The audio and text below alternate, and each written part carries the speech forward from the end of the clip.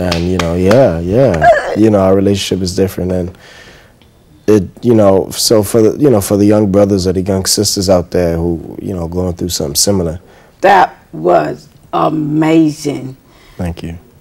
We are coming towards the end, so would you elaborate on this one and what was you feeling and thinking? Mm-hmm. How did this all came together?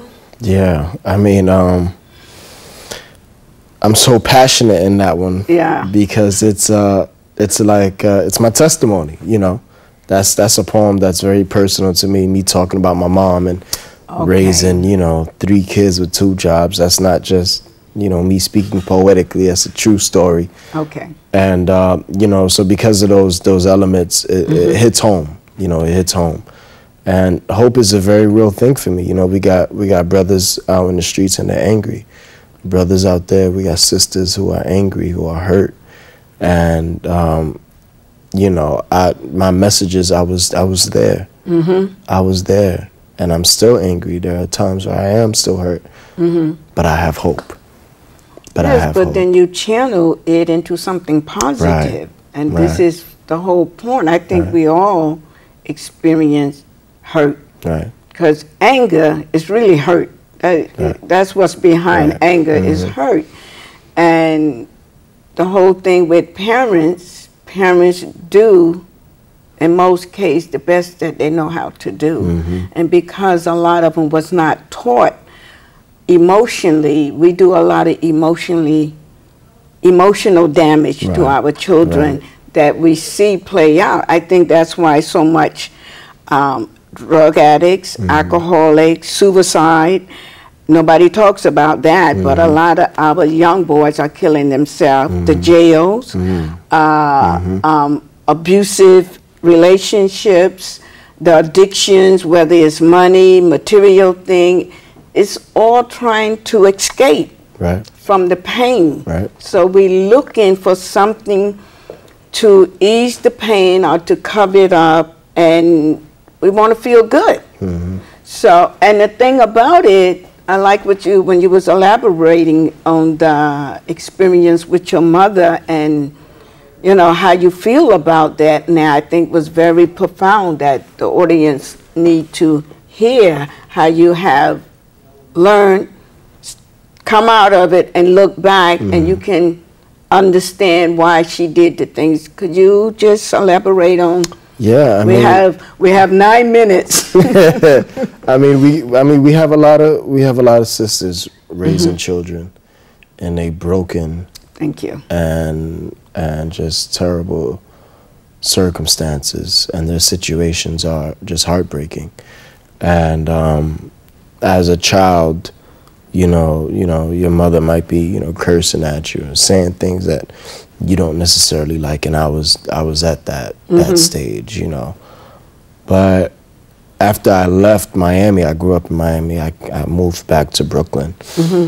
When I came to Brooklyn, I got older, I realized that my mother was a single woman, a black woman, raising three boys by herself. So she had every right to be upset. And working 2 jobs. Working 2 jobs. It's not an easy life. You put any human being in that situation. Yes. And they might just go a little crazy. So we have a lot of sisters out there who are just going through it. And they're broken. They're broken by society. They're broken by relationships with men.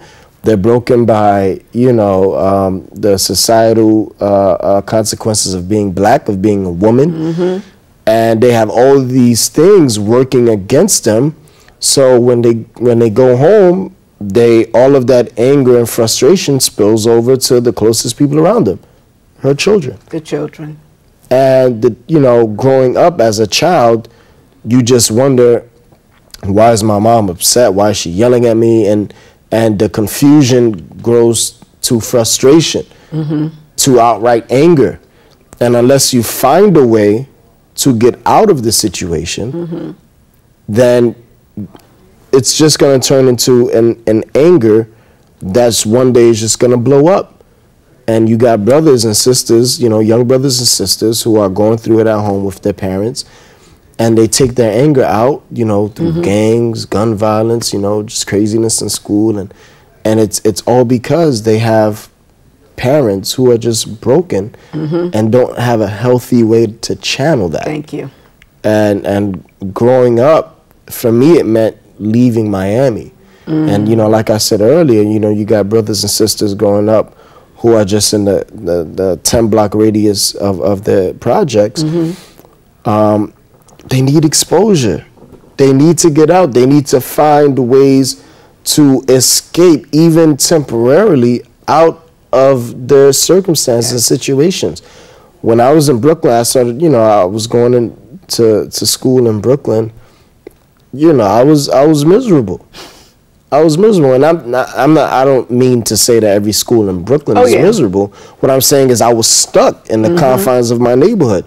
So until I left and I started going to school in Manhattan, I started going to school in Times Square. So seeing all these different cultures, all these different people, all these different businesses around, that opened my eyes to realize, hey, there's a whole world out here that's different from my world, and different from my pain, and different from my struggles. You know, so that created in me, you know, it sparked a desire to grow as a human being. And until we give people, not even just the youth, until we give people an incentive to grow, then they won't. And to heal, because and to heal. We have to heal, and to heal first. I think that's the main problem with a lot of, because I do a lot of counseling and I do lectures and workshops, and it's not just us. When I did my lecture, it's all race. Oh, it's a human problem. And thank you. It's the pain problem. And a lot of it, childhood, you know, because the parents are not conscious of the damage that they are doing to their children, and because they wasn't taught. So this is what I would like to tell the parents: seek out help. There's help out there like never before. They have books, teaches you how to channel energy, how to balance certain things that's going on, so you don't have to go off and, you know, curse out your child or hit your child. And the thing about it, children need love, nurturing, and that is lacking. Amen. You know, most parents I heard, long as I got a roof over their head, some food, and some clothes, that's it.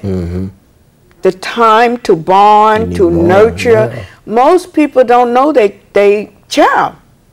I'm 61. My parents don't know who I am. They have no clue who I am at 61 years old. Because they never sat down to want to bond and, you know, be with me and study me and get involved with what I'm doing to learn. And this is what a lot of parents got to do. They got to bond. They got to get involved with what their children hobbies are. Find out what they love to do. We keep wanting to mold them into what we want them to do. And I find that to be a problem too. So how was you able to forgive your mother? Are you still working on? No, I mean, I think more so, it was more so me understanding. Okay. You know, I had to understand. Her pain. I had to understand her pain, understand what she was going through, understand her circumstances, and now our relationship is different. And, you know, you know, our relationship is different, and it, you know, so for the, you know, for the young brothers or the young sisters out there who, you know, going through something similar, you have to understand it's tough to be a parent. Yes. It's tough to be a parent. But like your your spoken word, there's hope. There is hope. Because this is the end of part 2. There is hope. And I want to thank you. Thank you. Thank you, sister. The Creator in me greets the Creator in you. Thank you.